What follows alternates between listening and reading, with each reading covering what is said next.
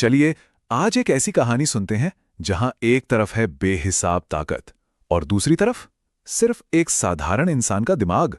ये लड़ाई बड़ी दिलचस्प होने वाली है कि इस अनोखी जंग में आखिर जीतता कौन है। ये कहानी है माधव नाम के एक लकड़हारे की। तो सोचने वाली बात है ना? अगर किसी का सामना किसी ऐसे से हो जाए जो हर लिहाज से ज्यादा ताकतवर हो तो क्या किया जाए?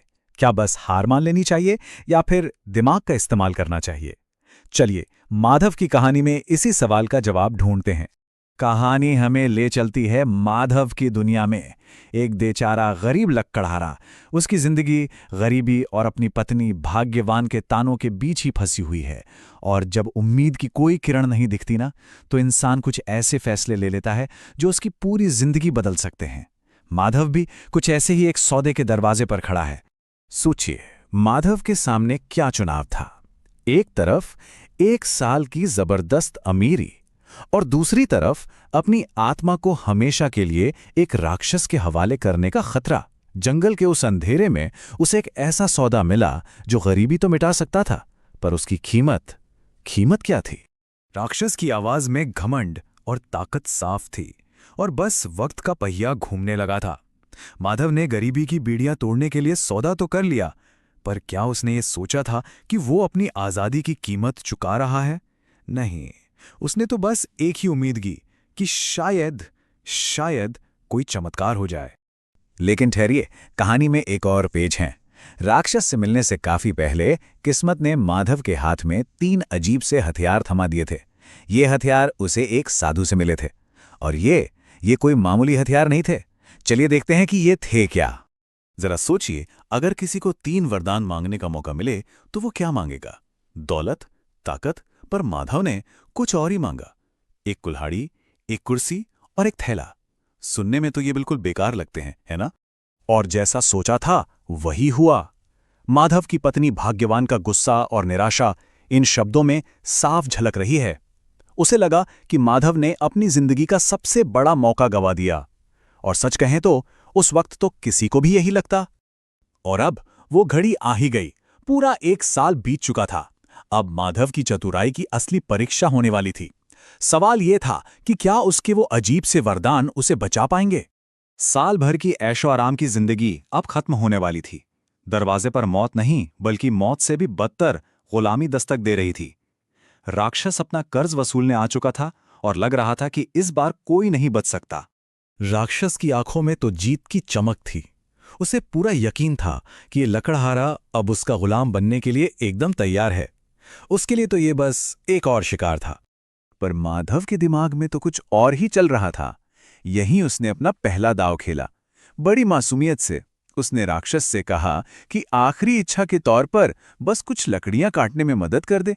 राक्षस अपनी ताकत के नशे में चूर इस छोटे से काम के लिए तैयार हो गया। उसे क्या पता था कि ये उसकी सबसे बड़ी भूल साबित होगी।